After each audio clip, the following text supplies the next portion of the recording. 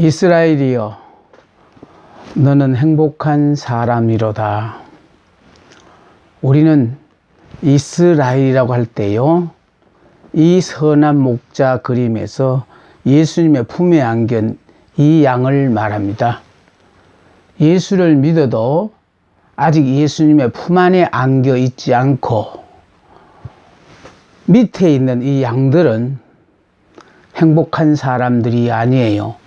이 사람들은 자기 의로 사는 사람들이라 자기가 원하는 소원이 이루어지면 행복한 사람이라고 생각하는 사람들이고, 요 품에 안긴 요 양은요, 예수님이 내게 허락하신 모든 것들은 나로서는 이해가 안 되지만 이것이 내게 주신 최고의 축복이라고 생각하고 예수님의 품에 안겨서 세상 염려 걱정 하나도 하지 않고 오로지 주 안에서 평안한 삶을 누리며 행복한 삶을 사는 사람들입니다. 이스라엘이여, 너는 행복한 사람이로다. 내가 행복한 거 아니에요. 나도 행복하지만 다른 사람들이 나를 보고 너는 참 행복하다. 왜? 행복하게 살아야 될 조건이라고는 하나도 없는 네가. 이 밑에 있는 양들은요, 각자 자기의 의가 이겨서 자기들이 앞가림이라도 하고 사는 사람들이에요. 그러나 예수님의 품에 안긴 이 어린 양은요, 자기 몸 하나도 가누지 못하는 그런 연약하고 아예 하나님의 도우심이 없으면 한순간도 살 수 없는 자예요. 그래서 은혜라는 것은요, 자격자가 누리는 것이 아니고 자격이 없는 자가 누리기 때문에 그걸 은혜라고 하는 겁니다. 오늘은 성탄의 근본 정신에 대해서 마가복음 10장 45절을 통하여 함께 은혜 받는 시간입니다.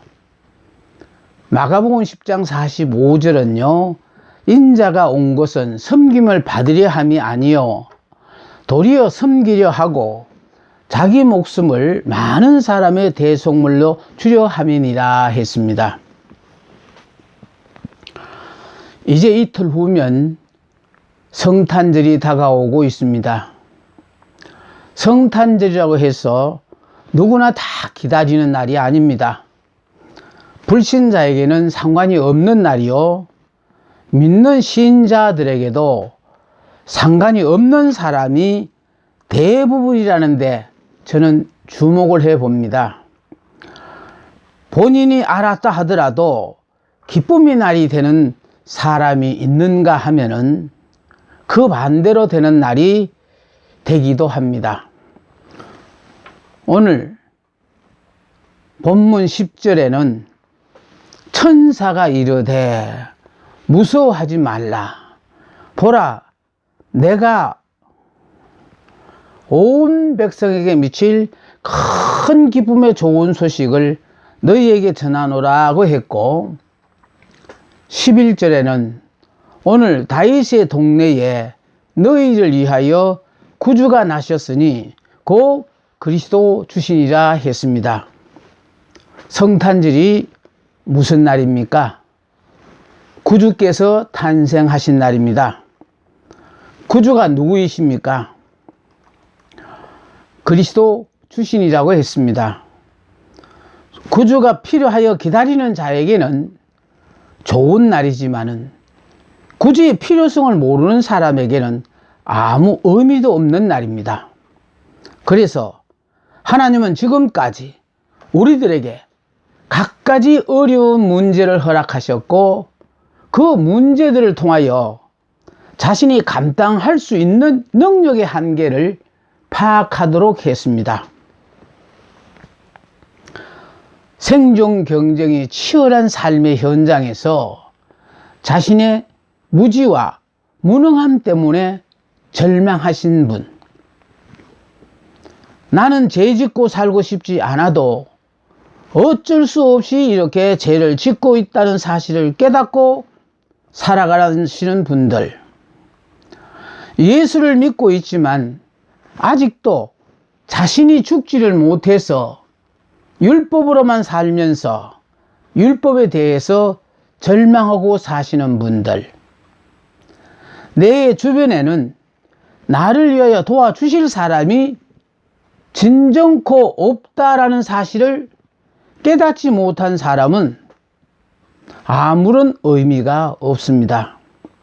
이런 연약한 인간들을 위하여 구주께서 이 땅에 오신 날이 바로 성탄절입니다. 번화한 예루살렘 거리를 지나서 한갓지고 조용한 베들레헴에, 그것도 말의 먹이통인 말구육간에 오셨습니다. 이 구주를 내 마음에 영접하는 복된 성탄절이 되시기를 진심으로 기원합니다. 성경에는 예수 그리스도의 초림, 즉 성탄에 관한 예언이 모두 456회나 나온다고 합니다. 이 예언들은 예수 그리스도의 성탄으로 완성되었습니다. 예수 그리스도의 탄생은 바로 구약의 완성이요, 하나님이 사람의 몸을 입고 오신 신비한 사건이며 기적이며 과학적, 지식적으로는 도저히 이해할 수 없는 사건입니다. 성탄이 나에게 어떤 의미를 주는지를 바로 알지 못한 자에게는 해마다 연례적으로 맞이하는 행사에 불과합니다. 성탄은 왜 필요했으며 하나님의 깊은 뜻은 무엇인지를 우리는 알아야 합니다. 성탄은 하나님의 인간에 대한 사랑의 표현입니다. 마태복음 1장 21절에 예수님에 대해서 자기 백성을 그들의 죄에서 구원할 자이심이라고 했습니다. 예수님께서 이 땅에 성탄하심으로 우리는 구원을 받은 것입니다. 하나님의 사랑은 사랑 중에서도 가장 큰 사랑입니다. 사랑은 하나님께서 시작하셨고, 사랑은 자기를 희생하는 것이며, 사랑은 조건 없이 주는 것으로 끝납니다. 시작도 끝도 전적으로 하나님께서 하십니다. 상대에게 아무것도 요구하지 않고 자기가 할 수 있는 것만 최선을 다하는 것입니다. 상대의 반응과 상관없이 일방적으로 퍼붓는 사랑으로 십자가의 사랑입니다.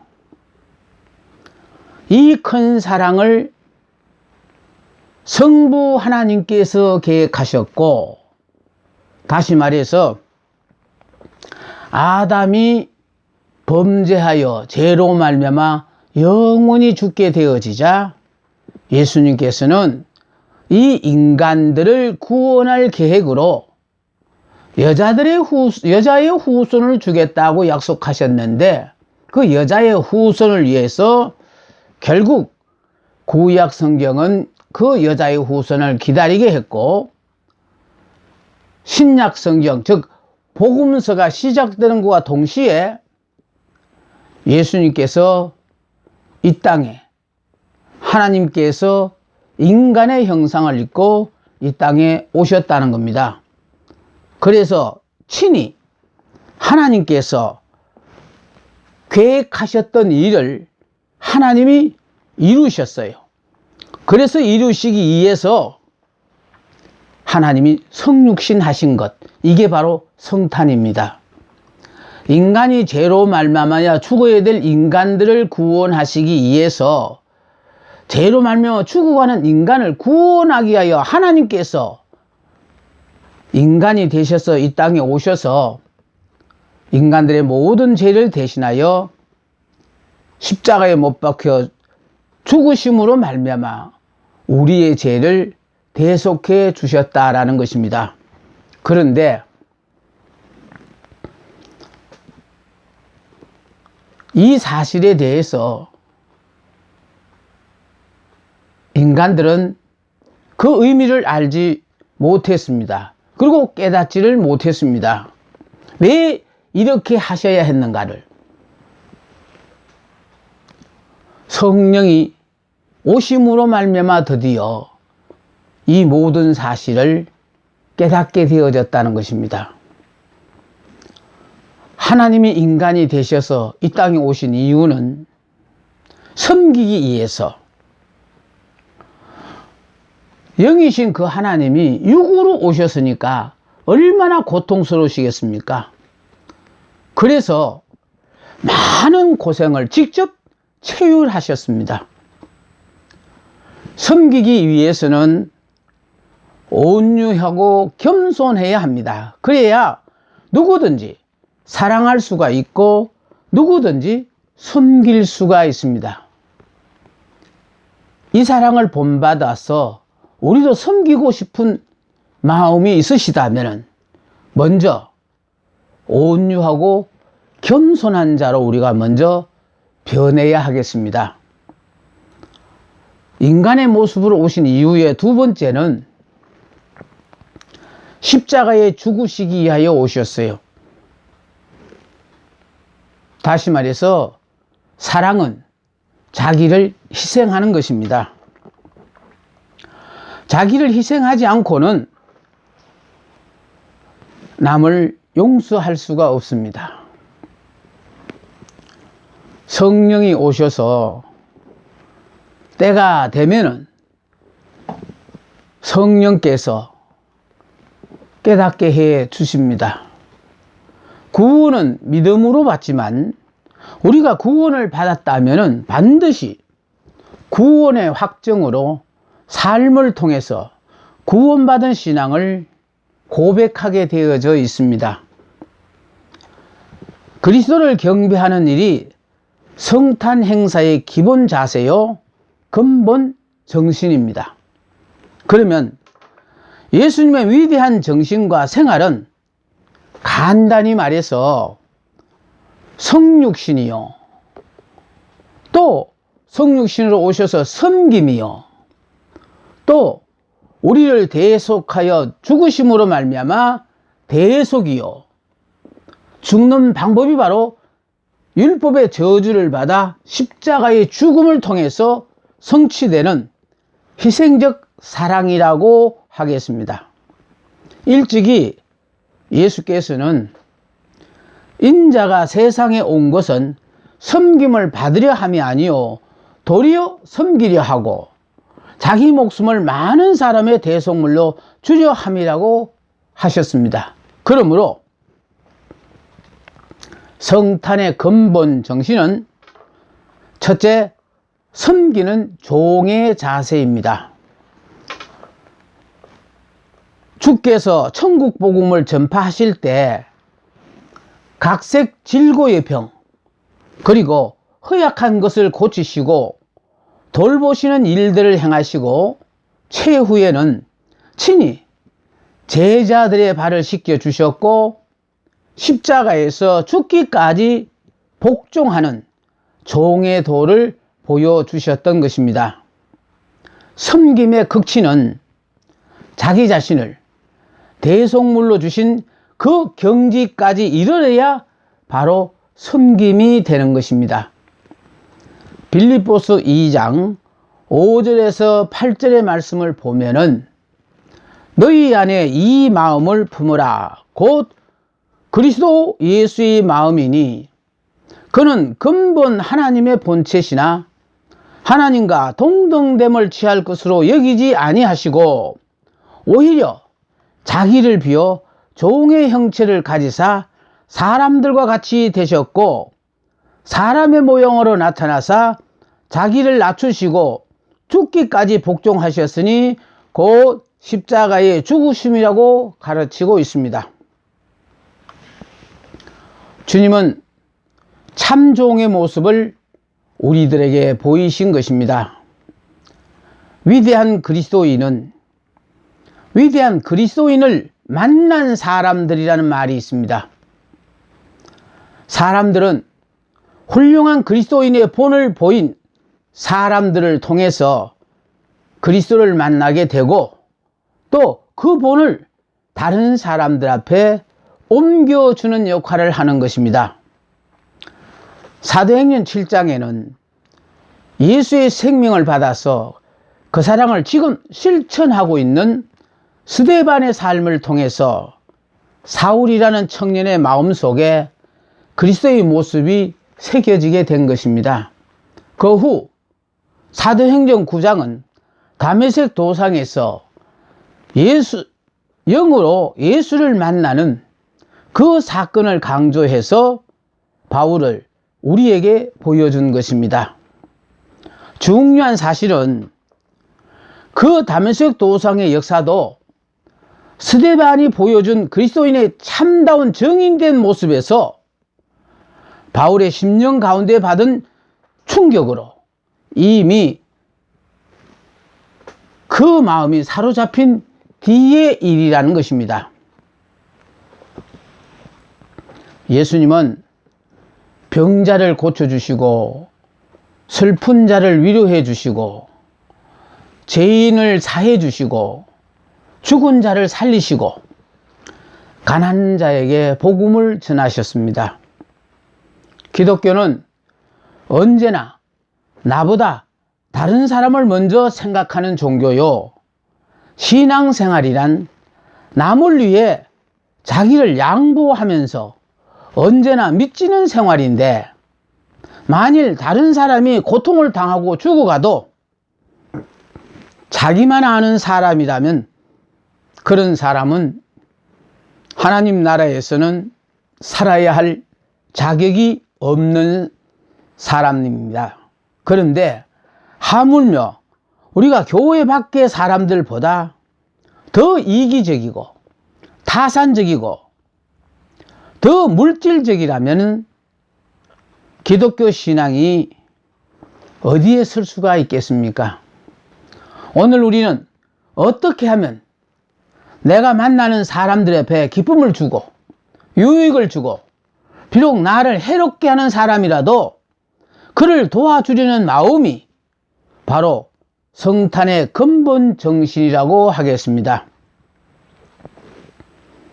남이 나에게 어떻게 대하든지 불구하고 그들을 위해 봉사하려는 그 자세가 바로 성탄의 정신인 것입니다.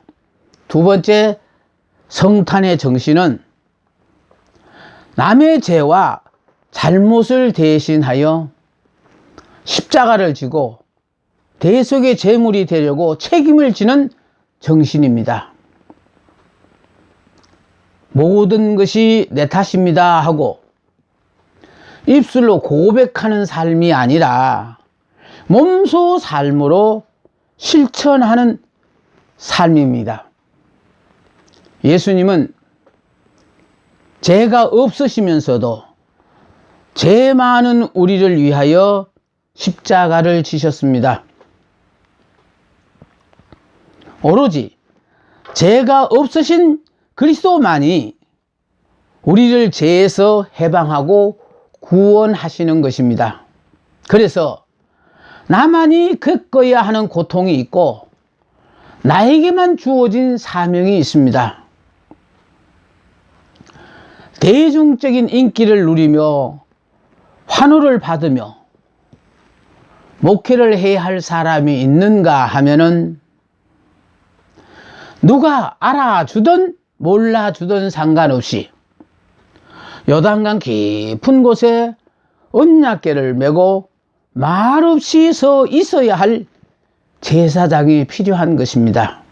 이들이 이렇게 서 있는 동안에 하나님의 기적의 역사는 계속되며 뒤따르는 자들에게는 축복이 되는 것입니다. 그는 인류의 죄를 대신하여 하나님의 형벌과 저주와 심판을 받았으니 오늘 우리도 비록 남의 죄를 대속할 수는 없지만 주님의 대속하신 그 사랑에 감격하여 다른 사람이 범죄하는 것을 볼 때 책임을 느끼고 내가 대신 벌을 받겠다는 그런 성탄 정신을 실천할 때 죄인을 대속하는 주님의 구원 사역이 이루어질 것입니다. 나의 무지를 책임지고 일깨워줄 사람이 없으면 나는 무지에서 해방될 수가 없고 나의 연약함을 대신하여 져줄 사람이 없으면은 나는 계속하여 연약할 수밖에 없습니다. 세 번째 성탄의 근본 정신은 자기를 희생하는 것입니다.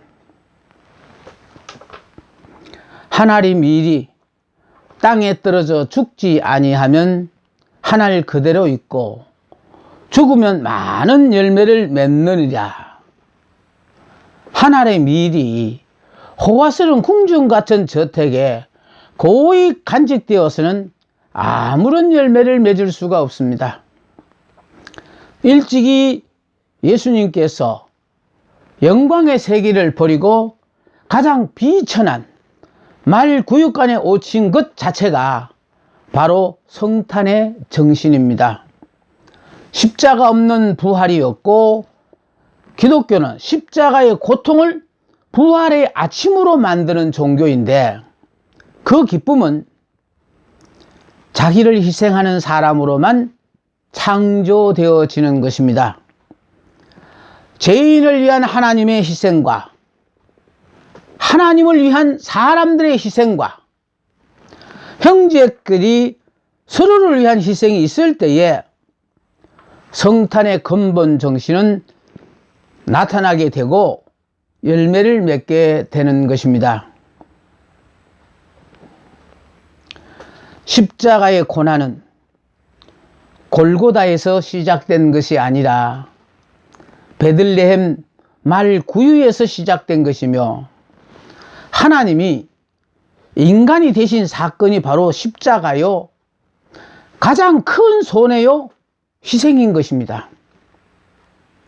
예수님은 하나님은 사랑이라고만 가르친 것이 아니라 그는 친히 사랑의 화신으로 오셔서 우리에게 사랑을 보여주셨습니다. 그러므로 성탄절은 사랑의 위대함을 증명하여 주는 날로 예수님의 위대성은 말보다 실천보다 그의 사상과 그의 정신과 그의 인격에 나타나 있다는 것입니다. 원수까지라도 사랑하라고 하신 그 넓은 사랑과 제자들의 발을 손수 씻겨 주시던 그 겸손한 봉사의 자세와 70번씩 7번이라도 용서해 주라고 하신 그 관용의 인격, 내 몸과 같이 내 이웃을 사랑하라고 하신 그 넓으신 도량, 불의한 인간들을 보시고 독사 같은 물이라고 책망하시고 분노하시던 그 준엄한 정의의 정신, 언제나 약하고 병든 자, 억눌린 자, 가난한 자, 버림받은 자의 편에 섰던 그 한없는 자비심, 실로 예수님의 정신과 인격은 인류와 도달할 가장 높은 정신이요 가장 높은 인격입니다. 성탄은 예수님의 탄생을 기념하는 날인 동시에 그의 정신과 교훈과 그의 뜻을 실현하는 날이기도 합니다. 성탄의 정신은 옛날 동방의 박사들이 아기 예수께 드렸던 황금과 유향과 모략에도 잘 나타나 있습니다. 황금은 우리의 소유 전체를 의미하고 유향은 그 풍기는 향기로 인간 내면의 품성을 말하며 모략은 십자가의 죽음과 관계된 것입니다. 따라서 우리의 소유 중 가장 귀한 것을 드려야 하는 정신과 착한 마음, 친절한 마음, 온유한 마음, 겸손한 마음, 남을 사랑하는 마음, 그리고 십자가를 지고 가는 희생이 바로 성탄의 정신이라는 말입니다. 우리는 고요히 무릎을 꿇고 만백성의 죄를 대속하여 독생자를 보내신 하나님의 사랑을 조용히 묵상하는 절기가 되어야 할 것입니다. 예수님은 죄인을 구원하려고 죄인의 형상을 입으셨고, 고통당하는 자를 위로하고자 고통을 당했으며, 약한 자를 구하고자 그도 약해졌던 것입니다. 가난한 자를 구하려 그도 가난해졌고, 버린 자를 구하고자 그도 버림을 당해야 했으며, 강도 같은 자를 구원하기 위하여 그도 강도같이 십자가에 달리셨고, 죽은 자를 살리기 위해 스스로 죽임을 당하셨습니다. 더구나 그가 말구에 오셨다는 것은 모름지기 가장 천한 자, 가장 낮은 자를 구원하시고자 가장 천하게 되셨다는 말입니다. 예수라는 이름의 뜻이 구원이니 그의 전체가 구원이셨고, 생명을 건지되 먼저 자기의 생명부터 버렸던 것입니다. 높은 데서 낮은 데에 있는 자를 건지려 하지 않고 우리에게 오시되 너무 낮아져서 그는 풍채도 없고 아름다움도 전혀 없었다고 이사야 선지자는 증언했습니다. 옛날 헤롯 왕은 자기의 정적으로 판단했을 때 그 아기의 나이와 비슷한 사내 아이들을 모조리 죽였던 비극이 얼마나 많이 역사의 대표로 되고 있는지 모릅니다. 성탄을 맞이하기 위해서는 우리 모두가 불의와 정의와 허위의 옷을 벗어들고 목동들과 같은 순수한 마음을 가져야겠고, 동방의 박사들처럼 하나님의 인도하심을 따라 살고 가장 귀한 것으로 경배해 드리는 자가 되어야 합니다. 헤롯처럼